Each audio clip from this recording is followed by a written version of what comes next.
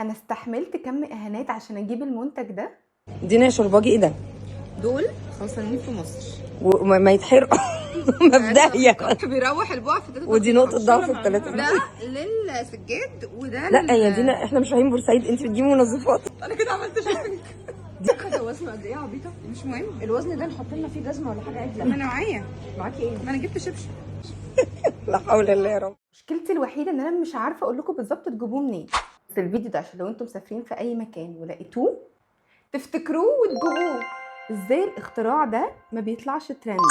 ده منظف للسجاد وده منظف للمفروشات، بس عايزه اقول لكم ان اي واحد من دول بيمشي على الاثنين. ودي براند اسمها دكتور باكمان، انا اول ما عرفته جبته من محمود الفار، ولازم الموديل اللي بالفرشه ده.